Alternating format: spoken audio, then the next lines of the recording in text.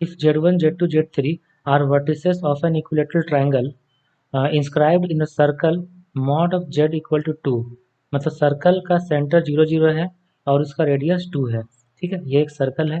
If Z1 equal to 1 plus i root three then, तो इस जो इक्विलेटरल ट्रायंगल है उसमें Z1 का कोऑर्डिनेट दे दिया है और Z2 Z3 का कोऑर्डिनेट हम लोग को बताना है।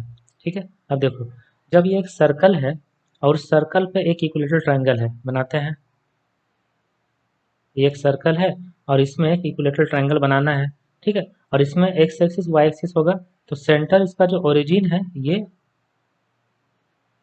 ओरिजिन होगा इस सर्कल का सेंटर। ठीक है, तो यहाँ पे हम लोग एक्स एक्सिस वाई एक्सिस भी ड्रॉ कर लिए। ठीक है, तो ये होगा वाई एक्सिस और ये है एक्स एक्सिस। ठीक, अब देखो जो Z1 है ना वो 1 प्लस आई रूट थ्री है। 1 प्लस आई रूट थ्री का आर्गूमेंट कितना होगा?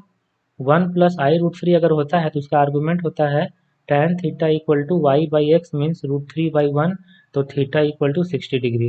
ठीक है, ये इसका आर्गूमेंट होता है। तो 60 डिग्री यहाँ से हम ऐसे बना सकते हैं, ये 60 डिग्री होगा।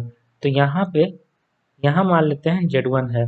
ठीक है, और Z2 ऐसा होगा, देखो अगर ये Z1 है, ये Z2 कहाँ पे होगा?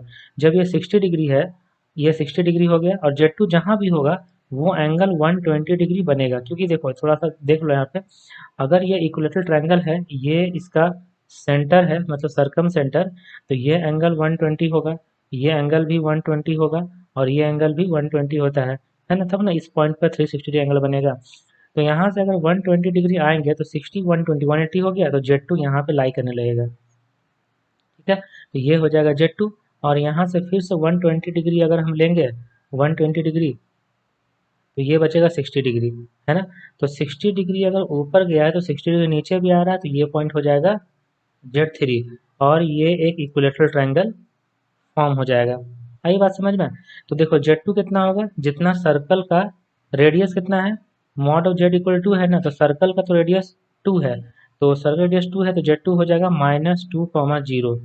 ठीक है, तो Z2 हो जाएगा -2, बस बोल सकते हैं Z2 equal to -2, Z2 equal to -2। ठीक है, और Z3 कितना होगा, ये तो ये 60 है तो ये भी 60 है ना, तो जितना ये ऊपर है उतना ही नीचे होगा, मतलब Z1 का ही कॉन्जुगेट होगा। तो Z1 है 1 प्लस आई रूट थ्री, तो Z3 कितना होगा उसी के नीचे, मतलब एक्स कोऑर्डिनेट सेम रहेगा, वाई कोऑर्डिनेट माइनस लग जाएगा, तो 1 प्लस आई रूट थ्री है तो 1 माइनस आई रूट थ्री हो जाएगा, है ना?